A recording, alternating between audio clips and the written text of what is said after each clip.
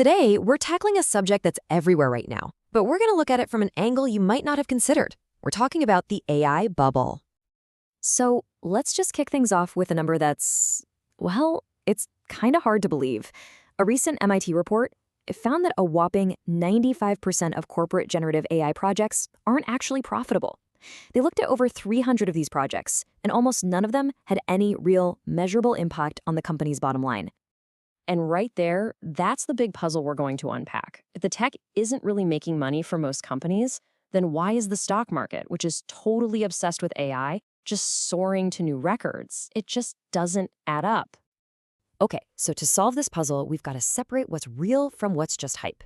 And it turns out the way the market is behaving right now has almost nothing to do with what AI is actually delivering today. Here's the absolute key to understanding this. Billions and billions of dollars are being bet on some huge eventual payoff down the road. Investors aren't really looking at today's profits. They're just pouring cash in, thinking they're getting in on the ground floor of the next massive tech revolution. You know, this level of excitement, this kind of wild investing, it's giving a lot of people a serious case of déjà vu. The parallels to other financial bubbles from the past, like the dot-com boom, are pretty hard to ignore. And listen, this isn't just some fringe idea. That's a direct quote from a major venture capitalist talking about AI investing. The feeling is that the sheer scale of this speculative frenzy, well, it might be something we've never seen before. Now check this out, because this is where things get really interesting. The market has become incredibly concentrated. Just 7 huge tech companies, what they're calling the Magnificent Seven, they now make up over a third of the entire S&P 500. 10 years ago, that was just 12%. So what this means is that a tiny handful of AI-hyped companies are basically driving the entire bus, and that creates a ton of risk. It's gotten so extreme that even central banks are starting to sound the alarm. The Bank of England recently put out a warning calling these AI company valuations particularly stretched, and they're worried that if investor confidence suddenly cools off, the ripple effects could shake up the entire global market. Let's just zoom in on the poster child of the AI boom, OpenAI. I mean, look at these numbers for the first half of this year. They pulled in $4.3 billion in revenue, but they lost $13.5 billion. They are losing so much money. It makes it really, really hard to understand how they have such a sky-high valuation. So if the leading company in the space is losing that much cash, it begs the question, right? Where is all this money to fuel the boom actually coming from? And the answer is a little weird. What we're seeing are these, what some people are calling insane circular deals. Let me walk you through it. A company like NVIDIA invests a bunch of money in OpenAI. Then OpenAI turns around and uses that exact same money to buy essential hardware, GPUs, from, you guessed it, NVIDIA. The money just goes right back. Then things get even more tangled.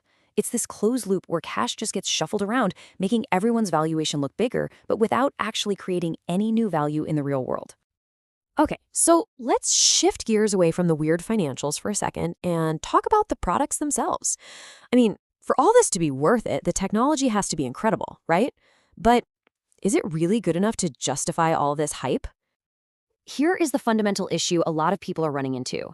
It's not just that AI models like ChatGPT can be wrong, it's that they are often confidently wrong. They'll give you incorrect information with all the authority of a textbook. And there's a perfect little story that shows you exactly what I mean. So someone asked ChatGPT if they could turn down a really annoying dinging sound in a car they were driving. And the AI's first answer was super enthusiastic. Absolutely, you can do it. And then it gave a whole set of instructions. But the person asking was a little skeptical. So they pushed back. They asked, "Are you sure about that?" And the AI immediately flipped its script. "Oh, you're right to push back. You can't actually do that." And then it offered a totally different and also incorrect solution. So when they challenged it one more time, the AI finally just gave up, saying, "Oops, you're right. I don't know why I said that. You can't do either of those things." And this little exchange perfectly captures the reliability problem.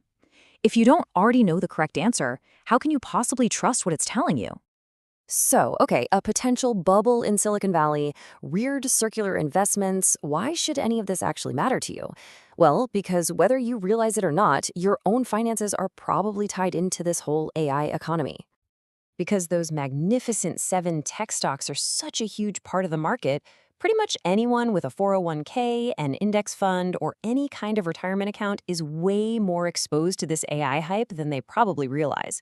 The performance of your savings is heavily influenced by how these few companies are doing.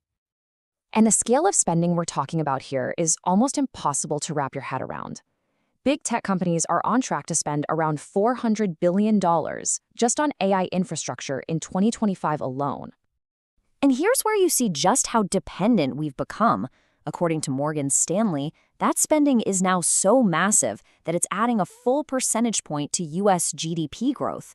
To put that in perspective, that's 10 times the growth rate of what consumers are actually spending. So, in a very real way, all this optimism around AI is propping up the entire U.S. economy. All of this leaves us staring down two very different and frankly equally troubling potential futures. Is this all a bubble that's just waiting to pop? Or is it something else entirely? And this is the final dilemma. If it is a bubble, the pop could be devastating. We're talking about a massive hit to retirement accounts, widespread job losses, and an incredible waste of money and resources. But what if it's not a bubble and the technology actually delivers on all its wild promises? Well, that could mean a future of mass job automation and a world so flooded with AI-generated content that we can't tell what's real anymore.